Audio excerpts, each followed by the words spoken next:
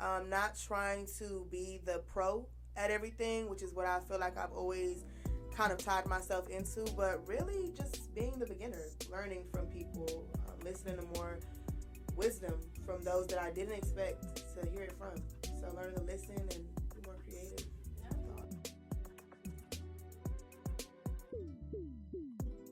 Hey y'all, welcome to Next Gen She, a safe space created for boss babes and our supporters. I am your host, Miss Quay, and I am sitting here with none other than Miss Shardai. Hello. How you doing? I'm good. How are you? I am doing good. Blow a kiss to the supporters real quick. Yes, I'm just so glad to be here. So we have such a great conversation that we are ready to share with you all today. But before we get into it, we're going to figure out who is Miss Quay? Who is Miss Shardai? What is She Academy? What is Next Gen She? Like, how do we even end up here? Right. So let's start with She Academy for a second. What is She Academy? The girls want to know. She Academy is an open and inviting space for young girls to be able to learn and grow into their young womanhood. They're learning how to grow socially, academically, emotionally, mentally, in all aspects, and they're learning from some of their favorite people. Oh, I like that. Yeah. I love that. You know, it took me a really long time to figure out how to tell, like, our elevator pitch. Really? Like, yeah, I was like, our mission is to do. But you said it beautifully. Oh, thank Yeah. you. She Academy really is. It's a safe space for girls. I want to add, you know, for their moms as well. We create that environment for you to become a better version of yourself, to love on yourself, to feel comfortable engaging and supporting others, whether it be women, girls, grandma, auntie, all of the above. You know, really learning how to articulate your thoughts, your feelings, your emotions, how to advocate for others, and just really become a better version, like I said. So, you know, we have boss babe energy. Right. It gives big stuff of energy, It you does. know. Shout out to the boss babes if you're on the other side of this tuning in. So let's get into who are we? I was born and raised in Miami, Florida. Shout out to the 305. I'm from Tampa, you know what I'm saying, the 813. Okay. Hey, man. So we are both FAMU alum. Yes. We both graduated from the Florida A&M University. Yep. Our majors are very similar, criminal justice. Yes. The irony. The irony. What is one of your favorite things about being at She Academy?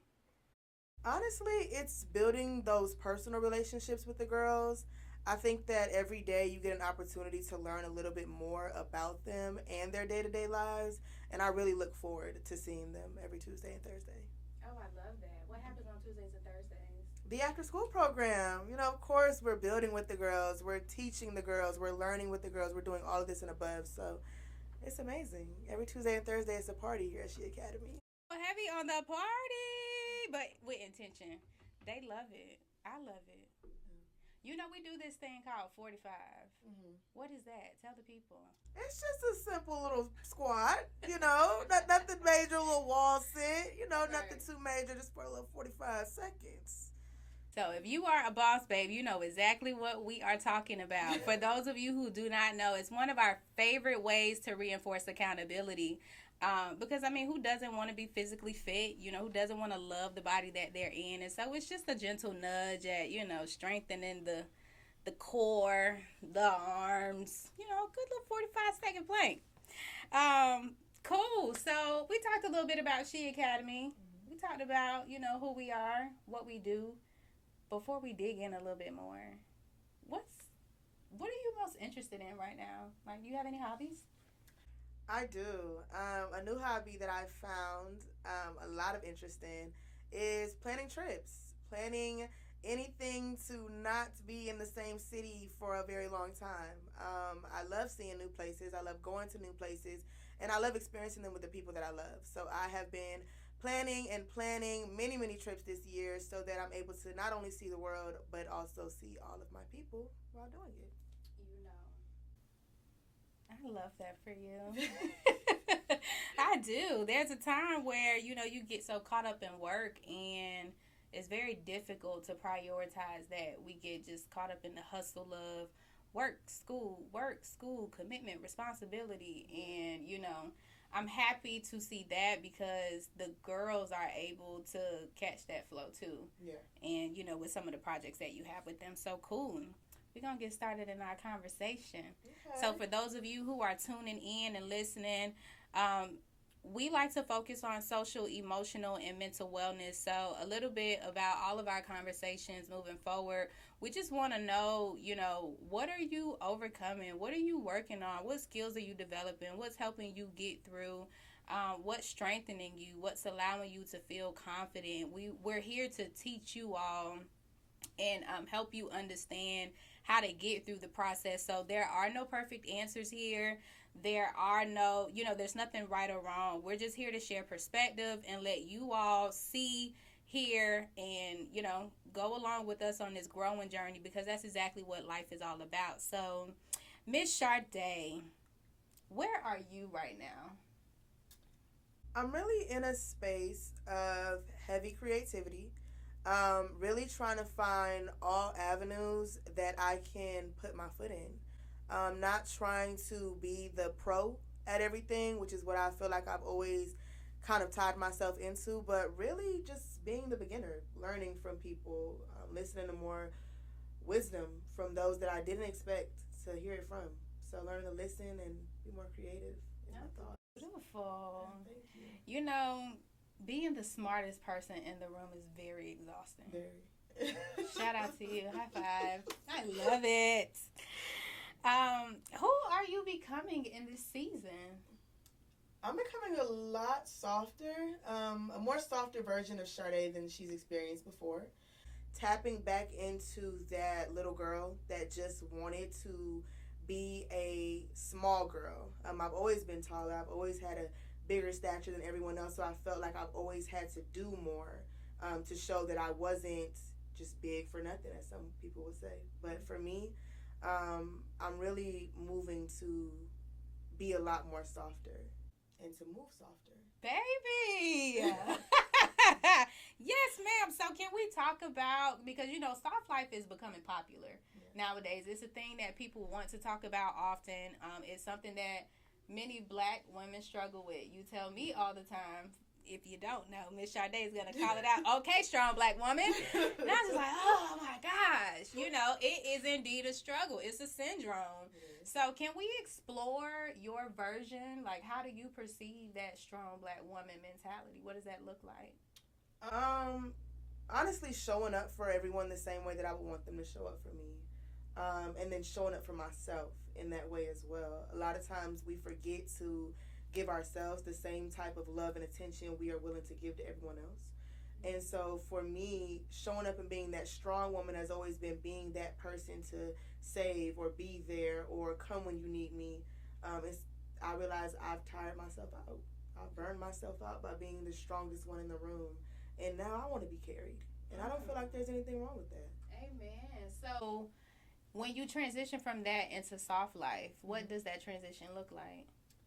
I have a lot more boundaries, and I'm a lot firmer on those boundaries. A lot of times we say, and we stick with these new boundaries of, hey, I'm not going to answer my phone after this time, or I'm not going to talk to this person.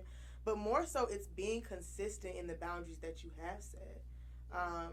Being consistent in the words that you have said and the commitments that you've made to yourself.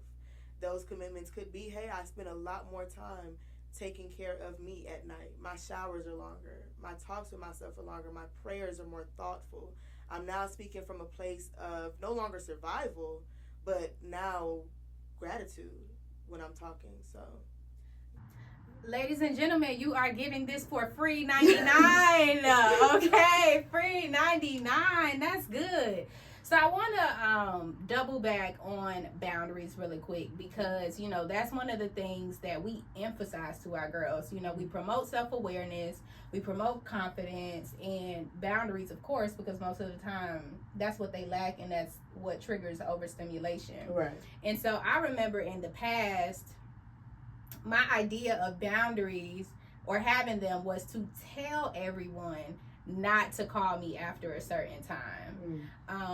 And then I quickly realized, baby, that's not a boundary. The Right. boundary is you not answering the phone after a certain time. Right. And so I just want to reiterate that for those of you who are struggling to form boundaries and may misinterpret your message when you're talking to someone else.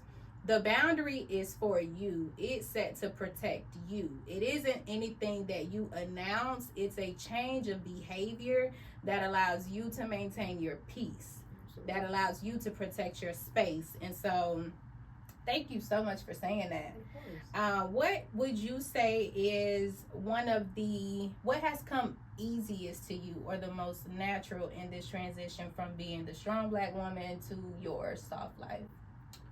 I don't think any of it has been necessarily easy. I think that what has been a little bit more doable for me is saying no, which I thought was going to be the hardest.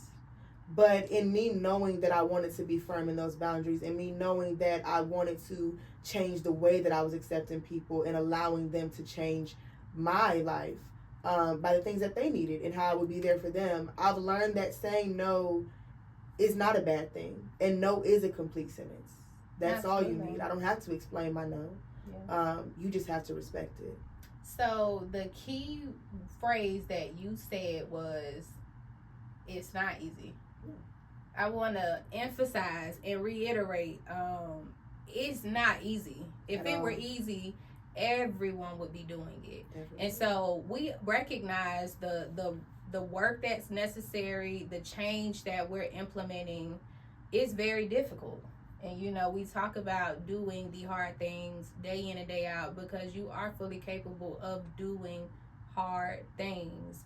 And so going back to like the inner work and kind of not necessarily healing the inner child, but spending some time with the inner child, what are you currently learning, unlearning, or strengthening? I'm learning that inner child has been driving the car for a very long time. And it's okay to make them sit in the back seat. It's okay to not always go back to, well, I wanted to do this for so long as a child and I wanted to experience this. We're an adult now.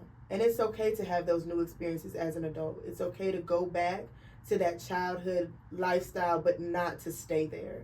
Yeah. And a lot of people don't understand that. A lot of people don't know the difference in that, because they're still letting that child drive the car. So I've been learning to let her sit in the back seat, not even the passenger seat anymore, the back seat, because I can't let her keep ruling my life as an adult, and so on and so forth. Again, you ladies and gentlemen, free 99, baby. Free 99. So I just want to add to that because I happily carry my inner child with me. She's always in the back seat, and from time to time when, we have a successful moment or just emphasizing a boundary naturally, like, because in the beginning it's very cringy. It feels very difficult in your stomach, doing something new, like, oh, am I hurting their feelings? Right. You start to consider others before yourself. People pleasing. You prioritize other people over yourself. And, with people pleasing, we think it's just being a yes man. Right. But it doesn't always show up in your physical behavior. It's also in your mental. Yeah. The way that you overly criticize yourself for choosing you and, without making space for the next person. Right. Like, baby, people pleasing, we have so many different roads we can go down. But yeah, from time to time, I do look in my rearview mirror, like literally and figuratively, and I'm like, hey, we doing it, girl. Like, enjoy the ride. So shout out to everyone doing the work and celebrating your inner child. We just want you to know that we see you. We too are doing that intense work with you, and we're rooting for you. So keep it up. All right, balance and self-care. Now, we love self-care. Of course. And of course, everyone thinks, burn my candle and write in my journal. So what does self-care look like for you right now? For me, self-care does look like taking that extra time that I need, whether that be my makeup in the morning, my hair, or just simply not talking to anyone at all. It's spending that time with Shardai to get to know her a little bit better, to indulge in the things that she likes, to not hold back on anything because, hey, I have to prioritize someone else and their needs, but my own. So, yeah, that's what self-care has been for me. I love that. Cool. Okay, so we're going to get into experience with She Academy for a little bit. I want to talk about the community. For those who are new here, who may have heard something but can't quite recall the heart of She Academy, how do you describe the community? Like, what is She Academy again? She Academy truly is like having a group of big sisters, little sisters. I mean, you are being mentored yourself, and you are learning how to also be a mentor because you have great examples in front of you. You're with girls that are your age, that are older than you, that are younger than you, and you're learning that you don't have to be that perfect fit, that perfect person to be here in the room. Everyone makes up something at She Academy, whether that be the love aspect or the caring aspect or generosity, empathy. Everyone brings something to the table. So I think it's like being around them big cousins, big sisters, aunties, where you feel like I'm really learning something about my womanhood. I'm learning how to be a better girl, a better woman, and a better friend. And even a better daughter, being that they are younger girls. Yeah. They're learning the same things that I want from someone else. I have to give myself because I've experienced that from someone else as well. That's beautiful. I want to be a part. I want to be a part of She Academy. So how do you describe the sisterhood? Like, what have you experienced over the last year or so with your time in She Academy? I can't come into She Academy with the mask on. I think that has been one of the most difficult but rewarding things that I have learned and been able to experience at She Academy with all the girls and Miss Quay, is that every day I have to come in here with my mask off. I have to come in here being ready to be open and vulnerable, and that doesn't always include spilling my beans or crying every day, but it really is being open enough to allow someone to come in and help you. When someone notices that you need that help, I mean, I can't call her a sister if she's not willing to lend a hand. Right. So at the same time, it's me realizing that I need that friend.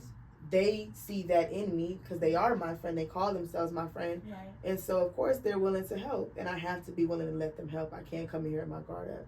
So what would you say to the young ladies who may be interested, like, yeah, I mean, it sounds good and all, but I ain't on that. You know, I don't want to do all of that, but my mom is signing me up for this place.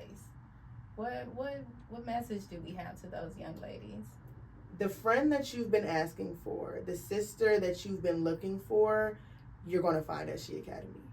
Whether that be I've built a personal relationship with girls my age, girls younger than me, or just the staff in itself, I have someone to look up to. I have someone that I can talk to.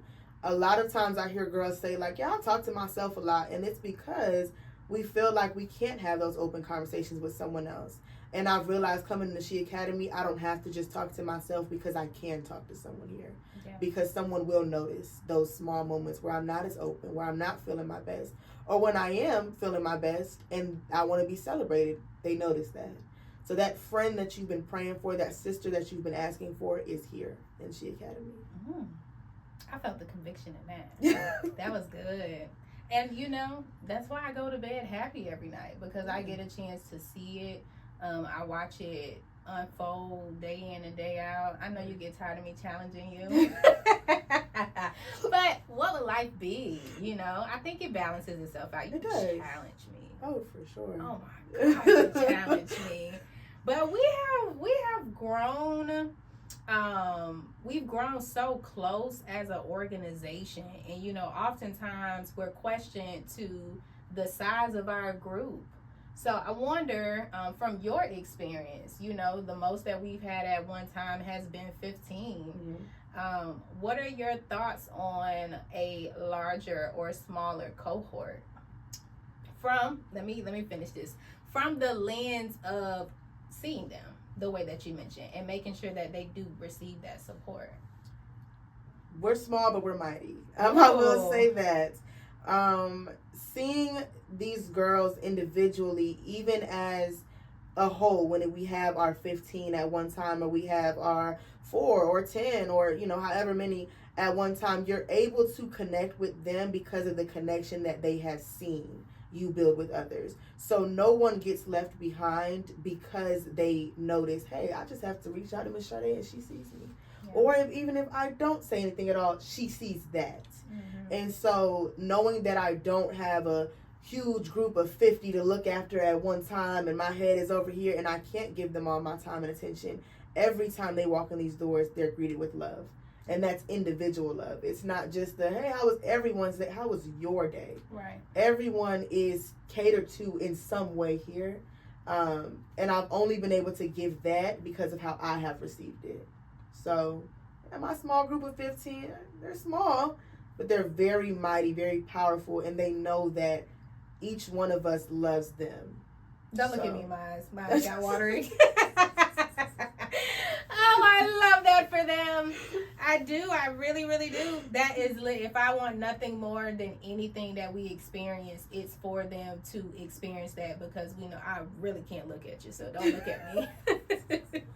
Is that they are able to feel that, when I finished a call earlier today in front of Tiffany, and I said, all right, well, I love you. Talk to you later. And she said, Miss Quay, I just love when you say that. I just love when you tell people you love them. I'm like, why? But she said it with such a smile and like, ooh, child, the voice getting crackly. It's just something we don't hear often. Yeah. We're always told to say it. Mm-hmm. But when you hear it, especially from someone that isn't family, they're not blood. You've built that community with them. You've built that connection with them. Yeah. And they feel comfortable enough to tell you, I do love you. I do care about you. I want to see you win. That's a different feeling. And I've felt some very different feelings here at She Academy. So, yeah, it is very different. I see why the girls really appreciate it. Yeah. Okay, so my next question in this area is about mentorship. Okay. How do you define mentorship, and in what way has She Academy supported that definition? Mentorship for me is most definitely being that person that you needed at their age. It's not going to be perfect, It's not going to be exactly what you imagine when you were 15 or 16 and, hey, this is how it's going to go. No, they come with their own stories, own lives, own experiences, but you still have to be consistent. You still have to remain empathetic. That was something that I struggled with a lot before coming to She Academy, and I had to learn to be empathetic. I had to learn to be compassionate. I had to learn to listen to their drawn out stories, even when I don't feel like they are, as big as they make them. You still have to be there for them. In the same way that you would have wanted someone to be there for you. And I'm only, again, able to do that because of what I've received here at She Academy. When I first came here, I didn't know what I was doing. I was the first after-school program leader, and being that, I really had to learn to let my guard down and to love very easily and openly. And it was not easy, but I've been able to love on them because of how they were able to embrace me and love on me in my newness. So, yeah, they were that person for me, so I became that person for them. Lovely. So, we're going to switch into some reflections really quickly. Okay. What are you most proud of right now in your life in general? I think I'm most proud of the fact that I've been able to maintain every commitment that I have made so far. And it hasn't been easy. It hasn't. There's been a lot of tears shed, a lot of money spent, a lot of questions, but I've actually been able to maintain those commitments. My granddad had always taught me and told me that the only thing you have in this world is your word. And so I've been very diligent in making sure that I don't break my word. And that people do still find me to be reliable when it comes to being there for them and being there for myself. So I'm really proud of that. Lovely. How do you celebrate yourself right now? big and small wins and accomplishments? I have no problem treating myself. She does not. I am a big spender, and I will spend it. That's really how I celebrate myself. Yeah. Okay.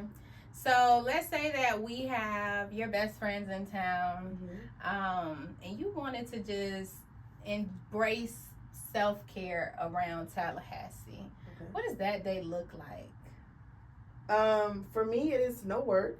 That is number one, but I do get really excited about my work. I love both of my jobs, working with children all around. So a part of that is coming to She Academy and being able to show all of my friends what I do day in and day out, where I spend my time, where my heart is at. Because I don't look at She Academy as any type of hard work, but hard work. Because if you don't have your heart in it, it's going to be very difficult. But yeah, that is getting your nails done. Massages. For me, I'm very big on, like I said, creativity. So art, whether that be music, dance, painting, coloring. I love a great scenery. So I'm at Lake Jackson. I'm in front of that water. But anything really relaxing, more time for you to think. I think in a day's worth, we don't actually sit down and think about the things that are going on, about the things that we can change, what we can fix, because we're always on go to do. So I spend more time simply thinking. That's the perfect self-care day for me. Oh, I love it. I love it.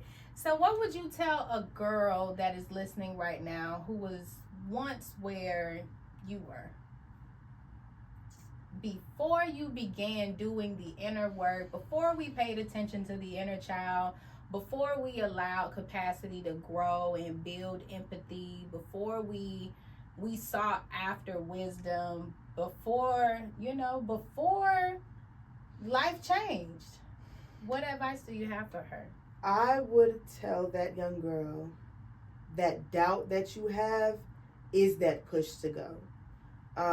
That fear that you have is that push to go. That's that push to start in that car. When I first started at She Academy, I was terrified. I remember before the first day, I told my friends, like, I don't know if I could do it, y'all. I'm scared. I've never really worked with girls in this capacity. They're teenagers. I don't know. I work with little kids. And they told me to go for it. And I texted Miss Quay, and I said, Miss Quay, what day does the after-school program start? And she said, tomorrow. And I had to let that fear go. I had to let that doubt go. And this has been the best decision that I have made. And I completely did it out of fear. I did it without overthinking it. I applied without really going too much into detail about what could go wrong. But simply going by faith. Move by faith, not by fear. And it will take you very far. That's how we got started. Yeah. That little mustard seed, baby. She gets watered regularly. Well, there you have it. Oh, this was great. That's Miss Quay and Miss Shardai. This is the first episode of Next Gen She, and we want to thank you all for being here and sharing space with us. So if you are not following us on any of our social media platforms, we encourage you to look us up. It will be at She Academy INC. It's all one word, spaced out on Facebook and LinkedIn. That is She Academy INC. I am your host, Miss Quay, and my special guest being Miss Shardai. We will catch y'all on the next episode. But wait, do remember, you get what you work for, not what you wish for. We love you. Bye. Stick around for Boss Babe bloopers.